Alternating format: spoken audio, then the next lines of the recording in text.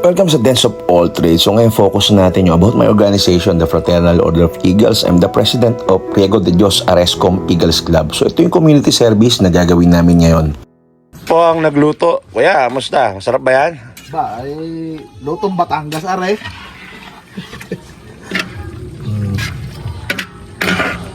Ayun, magandang umaga mga kaibigan. So dito tayo ngayon sa aming Eagles Nest dito sa Tansa, Cavite.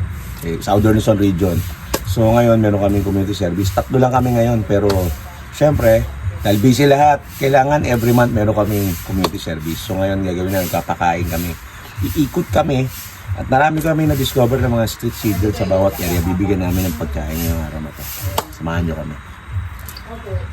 Tour ko kayo sa aming Southern Luzon Region, Riego de Dios Maharlicans Regional Nest. Maluwag to at pinag-ambaga-ambagan to na lahat ng kuya dito.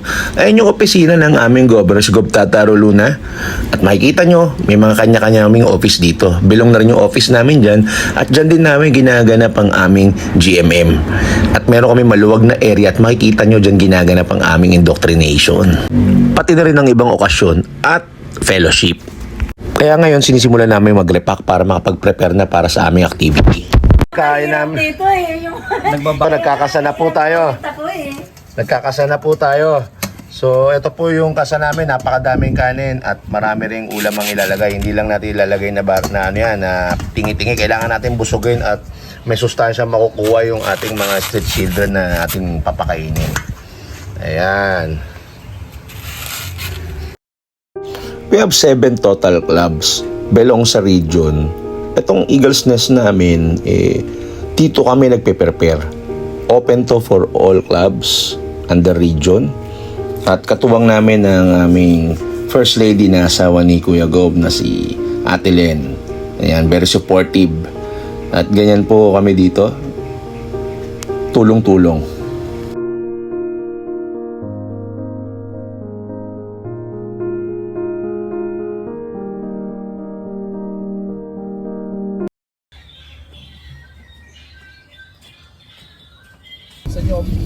Ayan, so ngayon, dito tayo ngayon, bibiyahin na kami. Punta kami ngayon sa mga lugar, randomly, stroll na may kasamang pagtulong sa tao.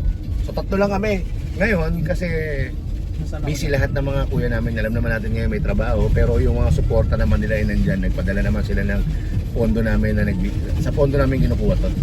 So kami dito mga agila ay handang tumulong. Ngayon, iikot kami, hindi lang isang lugar. Marami kami dadaanan ng mga lugar kung saan kami mamimigay ng pagkain sa mga street children. Ayan po. Meron kaming 120 packs na i-distribute namin sa iba-ibang lugar. Bacoor, Las Piñas, abot kami Pasay, doon na rin kami kakain. So tara, samahan nyo kami mamigay. Itong community service na to ay naisip ko dahil sa aking pagmamaneho, ang dami laging mga namamalimos nang hingi ng tulong. At madalas nakikita natin may mga natutulog sa kalsada. Minsan naisip natin tayo nakakain ng masarap na pagkain. Pero sila ba nakakain ba ng masarap? Kaya paminsan-minsan nakakatuwa, may mga naranasan kami na inabutan namin ng pagkain at hindi pa pala kumakain ng buong araw. Kaya itong activity ito ay napakasaya gawin. Ika nga sa Biblia, mahalin mo ang kapwa mo na katulad ng pagmamahal sa iyong sarili.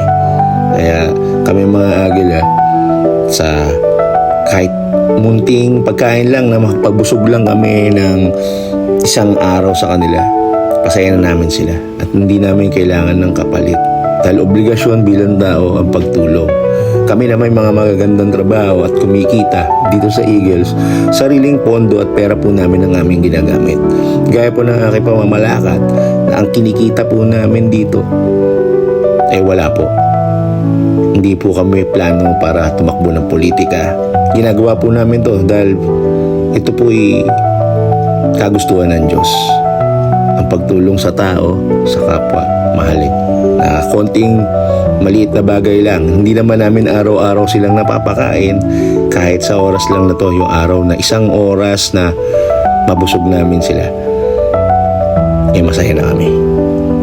Kami po yan handang tumulong at marami pong activity na gagawin pa hanggat buo po ang aming grupo at hindi po namin nahayaang mawala dahil marami pong nangangailangan ng tulong. Sa totoo lang po, hindi po kailangan ng organisasyon upang tumulong ka sa tao.